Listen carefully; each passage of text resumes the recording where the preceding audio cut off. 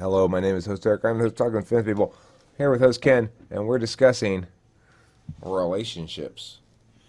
Yes, relationships, significant others. And the topic actually began with me suggesting a topic of placeholders because I feel at the moment without a significant other, and most of my adult life I've been in a relationship one way or the other, either a girlfriend or a fiance or a wife. Um, I had two marriages, and one of them produced a child, the other one did not.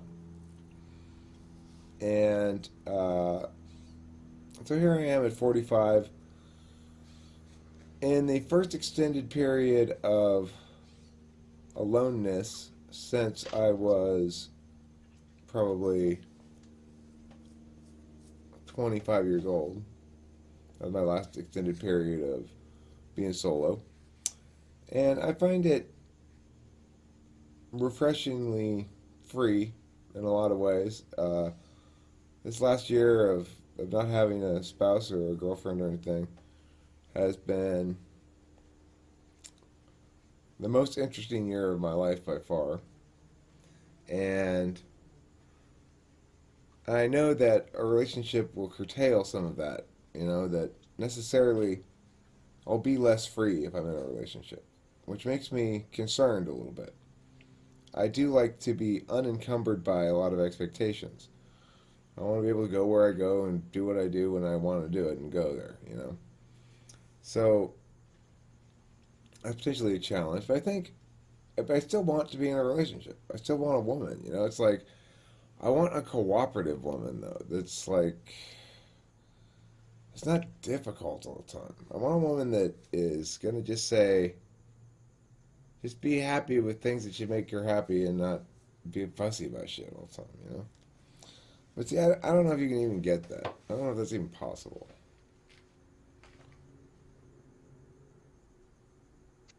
Yeah, that's sort of a worry of mine. I don't want to be micromanaged. Um, I think in a lot of ways, I want to be. I want to be like, what's the word that I'm looking for? Encouraged, but not necessarily like. Like this might just be something that everyone wants, but I'd much prefer that it comes from like a place of, you can do it, rather than you really ought to do it. Right. Because when you start mixing in that ought to do, then it starts. I've had problems with uh, thinking that way in the past. Yeah, well, I mean, I think everybody does. I think we leave our childhood and adolescence and we're encumbered with a bunch of narratives about how things ought to be. Certainly I was. And I mean, it really consumed me during my first couple of years of college where I was not happy and just felt bad about myself and stuff.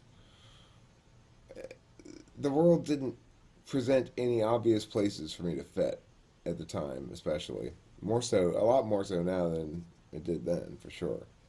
So, um, one of the areas in which I was most messed up in the head about was about chicks because it's not something that I was able to participate in during adolescence, really.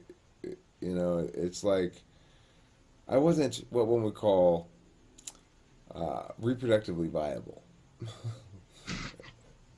And so, Your shoulders weren't broad enough. yeah, You well, didn't. You didn't look like. Yeah. lots of reasons all came together to make it such that I was not reproductively viable. Uh, So, when you get older and you haven't had any practice in that or experience with that when you're younger, it's challenging because most people, when you're stunted in that area, right? It's like most people they learn how to do that shit at some point, but I never really learned how to do it. So, I just eventually I've fallen into these relationships and not quite sure how it happened or whatever. And this next relationship I get in, whatever, whomever it is, it's going to be a good relationship. It's going to be a healthy relationship. I'm going to make sure that I'm going to be selfish, basically. which I think is important. I think it's more. I think I've been too unselfish in my life in general, and I'm gonna be selfish and say, okay, and it's not even selfish. It's best thing for both parties to make sure you find the woman that wants to be and is the woman that you want to have, right? And vice versa. Um, I mean, it's going to be a pretty unusual woman who wants this complete package. But I'm convinced that I have sufficient. See, I tend to think of these things as like business relationships. Like, well, I have enough to offer somebody that I could probably uh, sufficiently win that contest or something. You know, like Uh-huh. I don't think you're supposed to really think about relationships like that. Well, I mean, I think it depends on an individual basis. You might find someone who thinks in a very similar fashion. Um, I mean, maybe it won't be the exact same way that you think about it, but you might find that you guys mesh nevertheless. Because maybe your idea of just having someone who's like, a business partner, maybe to you that's what you're thinking it is in your mind, but then when you interact with the person, to them, you're just being in a healthy relationship. Even though that's the construct you've created in your mind, it may still work because their definitions are different. Right. I mean, I just see it as impossible to understand relationships any other way.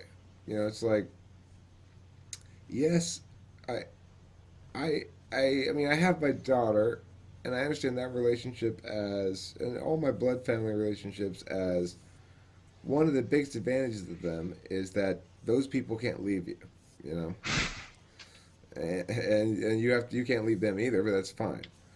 Um, you know, and then I think of other relationships as consensual, which they are consensual, and supposedly mutually benefiting. And so, if there's benefits I'm going to take from the relationship, I want to make sure that any prospective mate is aware of benefits that I can bring to the relationship, and it just seems like, well, look, this is going to work. It seems like it's such a practical decision to be made rather than getting all involved with. I mean, like if all the pieces fit, then you'll fall in love or whatever. Who cares if you're? I mean, what does it even mean to say you're in love with them? Yeah, especially in my earlier teenage years, even before then, when I was younger, I'd hear people talk about things like love or whatnot, um, and it was like that. There's sort of a more I wouldn't even say it's like media promoted because that's like it's a whole different ball game. But I'm just saying there's like a general attitude that you'll hear about towards love, especially when you're younger. That I mean, it's abstract because you probably haven't experienced it with like another person who you would like consider to be a mate or something like that. If you're especially younger, but it's something that you learn over time. Is like there's so many more layers and so many more things to consider more than just we're just in love and that's that. It's like well, it's why specifically. The feelers Uh, have won the battle. They've won the narrative on romance, right? That romance should be feeling driven rather than rationality driven. But why?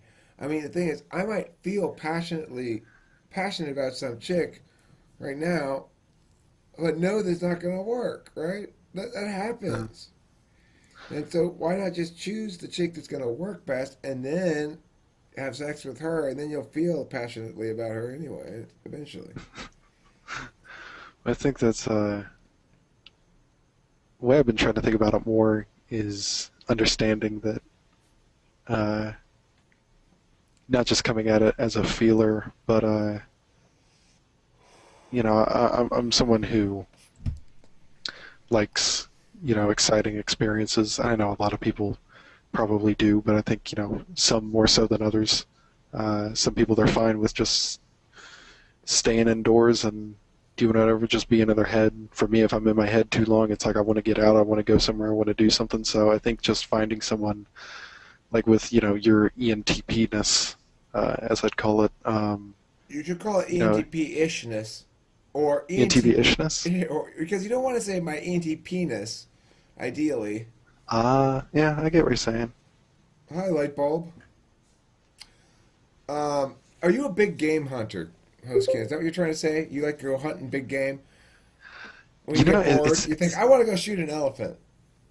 no, not like actual big game hunter, but I still think it's funny that you brought that up because I had the thought that when it comes to like I haven't been in a romantic relationship with anyone before. I was just, homeschooled during high school. I was just an awkward, acne-riddled teenager. I just I figured might as well just not even try. It's gonna be too difficult. That was just sort of the mindset that I had then. But you mentioned like big game hunter. I think something I'm thinking of more Go ahead. recently is like if I find what's that? Go ahead. I'm sorry. Uh, More recently, if I find someone who I'm attracted to, but not even necessarily in a romantic sense, just if I'm attracted to the way that they think about things or the way that they reason through things, or if there's like an energetic connection or whatnot, that I'll sort of chase that down in a way. Like I'm like, okay, I want to experience this person more because that's what I'm interested in. Um, but Well, what's but that? yeah, the thing is, you are obviously very emotionally well regarding females, right? Like you're not, you don't seem to be, you seem to understand that in time you'll you'll find where you want to go with that, which is the correct way to think about it. But when I was I that age, I was totally fucking pulling my hair out about like, oh my god, I'm not a man enough or something. I got to go out and slay the puss.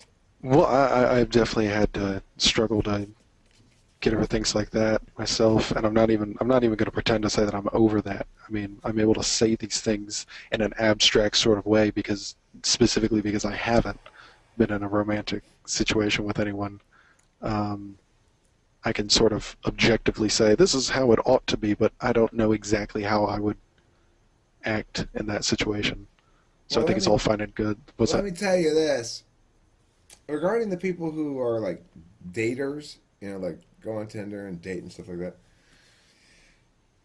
There's nothing there. There's nothing of interest there. I used to think like they had some sort of like secret party going on over there that I wasn't invited to. There's fucking nothing going on over there except just a bunch of like, you know, just censors doing censor shit. It's boring. Yeah. That's why I'm not bothering with dating anymore. I was on Tinder for a little while, and I went on a couple Tinder dates, and I realized, oh my god, this is gonna take a long time, and it's gonna cost me money to take all these chicks out to dinner. I'm like, fuck it. I'm not gonna waste my time doing this. All I'm right. gonna just have to wait. Well, what I concluded also was, and this is why I think it's like a business thing. I need to wait until I'm better positioned. So, if you have enough going for you, if you're a dude, then eventually chicks will be like, all right, I think I'm pretty sure that's how it works. So that's what I'm waiting for. Problem is we're talking about the female psyche here. Might as well be trying to. We might as well go ahead and talk about metaphysics. Right, you might as well talk about the will of the leprechauns. You can't figure that shit out. Who knows where they get their pot of gold? It's I wouldn't want to just unfairly say that you can't figure it out. It's just as someone who, at least in my situation, um, I don't think I've really ever picked I don't think I've ever really picked a woman's mind. Uh, I guess I'd probably have to pick more than just one woman's mind. I'd have to pick several to get a general idea of how Last different people night, think. last night when you were talking to JC, that was the first time you'd ever spoken to a woman. You've been kept in a Obviously. you've been kept in a boys' choir convent for all of your life. Nothing but priests and boys. Now you've finally been released into your adulthood, and you're like, what are these things with breasts? No, I think part of it.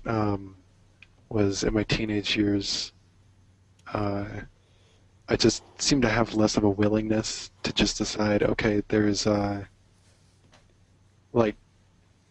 I don't think I'm necessarily any less awkward inside when it comes to like talking to girls, um, but it's just there was more keeping me from talking back in my teenage years. I was just like, oh no, don't do that. Something, it's going to be awkward. It's going to be horrible. It's going to be awful. Now I just care less. I'm like, even if it is awkward and horrible, I got goals I'm trying to achieve here.